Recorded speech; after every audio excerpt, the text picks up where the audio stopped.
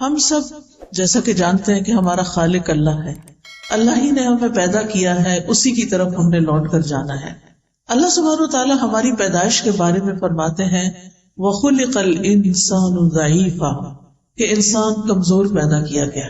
اگرچہ انسان کو باقی ساری مخلوقات پر فضیلت اور شرف حاصل ہے، عزت حاصل ہے، وَلَقَدْ كَرَّمْنَا بَنِي آدم، بنو آدم کو اللہ تعالیٰ نے عزت بخشی ہے، لیکن بہرحال وہ اپنی نیچر میں کمزور بھی ہے۔ جب اس کو کوئی تکلیف آتی ہے تو وہ جزا فضا کرتا ہے، جب خوشی ملتی ہے تو بعض اوقات آپے سے باہر ہو جاتا ہے۔ اللہ سبحانہ وتعالیٰ نے انسان کے اندر یہ سب کچھ کیوں رکھا ہے؟ اس لیے کہ اگر اللہ تعالیٰ انسان کو شیر جیسی طاقت دے دیتا اور ہاتھی جیسا جسم دے دیتا اور اسی طرح پرندوں جیسی اڑان بھی دے دیتا تو پھر انسان آپے سے باہر ہو جاتا، اپنے رب کے آگے نہ جھکتا۔ اللہ سبحانہ وتعالیٰ نے انسان کو اپنی عبادت کے لیے پیدا کیا، اپنی اطاعت کے لیے، اپنی پہچان کے لیے۔ وَمَا خَلَقْتُ الْجِنَّ وَالْإِنسَ إِلَّا لِيَعْبُدُونَ، کہ میں نے جن و انس کو اپنی عبادت کے لیے پیدا کیا، اور علماء اس کا معنی یہ بھی کرتے ہیں کہ لِيَعْرِفُونِ، کہ تاکہ یہ مجھے پہچانے۔ باقی تمام کائنات چاہے فرشتے ہوں یا دیگر چیزیں ہوں، وہ اپنے رب کو پہچانتی ہیں، ان کے اندر پروگرامنگ ہی ایسی کی گئی ہے کہ ان کے لیے کچھ مشکل نہیں۔ لیکن انسان کو اللہ نے جو کہ امتحان کے لیے پیدا کیا، اس کی رہنمائی اگرچہ کی، لیکن اس کے ساتھ ساتھ یہ ہے کہ صحیح معنوں میں اللہ کی پہچان اور اس کو پہچان کر، اس کی عظمت کو پہچان کر، اس کی صفات کو پہچان کر اس کے آگے جھک جانا، اپنی خوشی سے، اپنی چاہت سے، اپنی مرضی سے، اپنی چوائس سے، اس میں انسان کی عظمت رکھی گئی۔ یعنی انسان کی عظمت اس میں نہیں کہ وہ خدا بن بیٹھے، انسان کی عظمت اس میں ہے کہ وہ بندہ بن کر جیے۔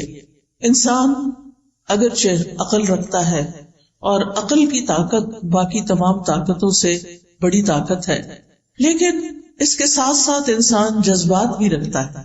انسان کے اندر خوشی کے، غم کے جذبات بھی ہیں۔ انسان کو اللہ سبحانہ وتعالیٰ نے صرف ہڈیوں اور گوشت پوست کا مجموعہ نہیں بنایا، اس کے اندر روح رکھی، اس کا نفس ہے، اس کا دل ہے، اس کے جذبات ہیں، اس کے خیالات ہیں، اس کی پسند و ناپسند ہے، اس کا اختیار ہے۔ بہت سی کوالٹیز کے ساتھ انسان کو پیدا کیا، لیکن اس کے ساتھ ہی اللہ تعالیٰ نے انسان کو اپنا بندہ بننے کے لیے، اپنی عبادت کے لیے مخصوص کیا کہ یہ اپنی خوشی کے ساتھ میری طرف رجوع کرے۔ چونکہ انسان کمزور ہے، لہذا وہ ہمیشہ اپنے سے بڑی کسی ہستی کا محتاج بھی ہے، جس کا ذکر اللہ تعالیٰ قرآن مجید کی سورۃ فاطر میں کرتے ہیں، یا ایھا الناس انتم الفقراء الی اللہ، اے لوگو تم سب اللہ کے محتاج ہو، واللہ هو الغنی الحمید، اور اللہ وہ تو غنی ہے، قابل تعریف ہے۔ ان یشاء یذھبکم، اگر وہ چاہے تم سب کو لے جائے، ویأتی بخلق جدید، اور نئی مخلوق پیدا کر دے، وما ذلک علی اللہ بعزیز، اور یہ چیز اللہ پر کچھ بھی مشکل نہیں ہے۔ لیکن وہ ہماری کمزوریوں، ہماری کوتاہیوں، ہماری غلطیوں، ہمارے گناہوں، ہمارے جرائم، ہماری ہر چیز کے ساتھ ہمیں زندگی کی مہلت دیتا ہے، توبہ کی توفیق دیتا ہے، اپنی طرف آنے کے مواقع فراہم کرتا ہے۔ لہذا ہم سب کی خوش قسمتی، خوشنودی اور ہماری کامیابی اس میں ہے کہ ہم ہر موقع پر اللہ سبحانہ تعالیٰ کی طرف رجوع کرنے والے ہوں، ہم اسی پر بھروسہ کریں، ہم اسی کا سہارا لیں، ہم اسی سے مانگیں، اسی سے پناہ طلب کریں، غم اور دکھ میں اسی سے فریادیں کریں، اور اسی سے ہم حفاظت مانگیں، اور وہ یہ سب کچھ کرنے پر قادر ہے۔ اللہ سبحانہ تعالیٰ کو انسان کی کمزوری کا اعتراف بہت پسند ہے۔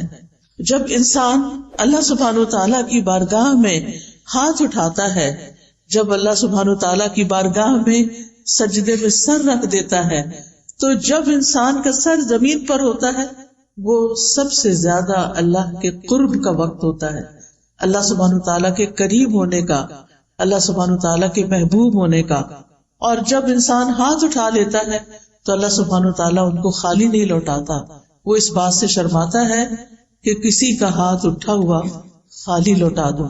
لہذا انسان کو اپنی تمام ضروریات میں، اپنی تمام مشکلات میں، اپنی تمام حاجات میں، اپنی ہر طرح کی پریشانیوں میں اللہ سبحانہ وتعالیٰ کی طرف ہی رجوع کرنا چاہیے. اور اسی کا نام توکل ہے. جب انسان اپنی ضروریات میں اللہ کا سہارا لیتا ہے تو اللہ سبحانہ وتعالیٰ کا سہارا لینا توکل کہلاتا ہے. اور اسی کی ہم سب کو ضرورت ہے کہ جب ہمیں کچھ مشکل ہو تو ہم کہیں حسبنا اللہ و نعم الوکیل، ہمیں اللہ کافی ہے اور وہی بہترین کارساز ہے، وہی سارے کام بنانے والا ہے. اور جتنا جتنا ہمیں اللہ تعالیٰ کی ذات پر زیادہ یقین ہوگا اور جتنا ہم اللہ سبحانہ وتعالیٰ کو زیادہ پہچانتے ہوں اتنا ہی اس کی طرف رجوع بھی زیادہ ہوگا.